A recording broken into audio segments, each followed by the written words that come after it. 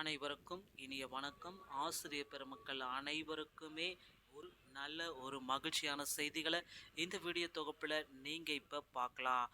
ஆசிரியர் பெருமக்கள் அனைவருமே எதிர்பார்த்த மாதிரி டிஆர்பி மற்றும் பள்ளி கல்வித்துறையில் நீங்கள் எதிர்பார்த்த அந்த ஒரு மாபெரும் அறிவிப்பு இதுதாங்க. டிஆர்பி மற்றும் பள்ளி கல்வித்துறையில் நீங்கள் என்ன சார் எதிர்பார்த்துட்டு இருக்கீங்க அப்படின்ட்டு நீங்கள் செக் பண்ணீங்கன்னா, டிஆர்பி மற்றும் பள்ளி கல்வித்துறையில் ஆசிரியர் தகுதி தேர்வு தாள் 2 முடிவுகளுக்காக மக்கள் எல்லாருமே வெயிட் பண்ணிட்டு இருக்கேன் அப்படின்னு சொல்லியிருக்காங்க. தாள் 2 முடிவுகள் நமக்கு எப்பொழுது கிடைக்கும்? இதுதாங்க மிகப்பெரிய கேள்விகளாக இருக்கு. ஆசிரியர் தகுதி தேர்வு தாள் 2 வந்து பார்த்தீங்கன்னா பிப்ரவரி மாதம் இறுதி கட்டத்தில் நடைபெற்று முடிந்தது.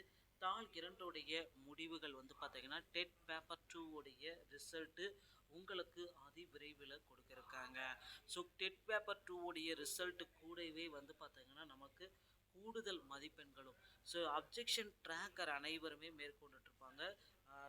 ஆசிரியர் பெருமக்கள் அனைவருமே அப்ஜெக்ஷன் ட்ராக்கர் இந்த மாதிரி அப்ஜெக்ஷன் ட்ராக்கரை நீங்கள் மேற்கொண்டு இருந்தீங்கன்னா உங்களுக்கு வந்து பார்த்தீங்கன்னா கூடுதலாக ஒரு 10 மதிப்பெண்கள் 10லிருந்து 15 மதிப்பெண்கள் கூடுதலாக கிடைப்பதற்கு 100% வாய்ப்புகள் இருக்குது. இதனால் ஆசிரியர் தகுதி தேர்வில் நிறைய பேர் எல்லாருமே கேட்ட மாதிரி 70 மதிப்பெண்கள் எடுத்தால் நான் பாஸ் பண்ணிடுவேனா அப்படின்ட்டு நிறைய பேர் வந்து பார்த்திங்கன்னா ஆசிரியர் தகுதி தேர்வில் என்னுடைய பாஸ் விகிதத்தை கொஞ்சம் சொல்லுங்களேன் அப்படின்ட்டு ஏகப்பட்ட பேர் கேள்வி மேலே கேள்வி கேட்டிருக்காங்க. டெட் தேர்வில் நீங்கள் பாஸ் பண்ணுறதுக்கு ஈஸி தாங்க. 70 மதிப்பெண்கள் எடுத்தால் கூட உங்களால் பாஸ் செய்வது சாத்தியமாகும். கூடுதலான போனஸ் மதிப்பெண்கள் டெட் தேர்வில் வழங்கப்பட இருக்காங்க. அதனால் நீங்கள் கவலையே பட வேண்டாம். ஆசிரியர் தகுதி தேர்வு தாள் 2 முடிவுகள் அதி விரைவில் உங்களுக்கு வெளியாகும். மேலும் வந்து பார்த்தீங்கன்னா டிஆர்பியில் நீங்கள் எதிர்பார்த்த மாதிரி அந்த 149 ஜிஓ நியமன தேர்வை ரத்து செய்யறதுக்கு நிறைய வாய்ப்புகள் இருக்குது.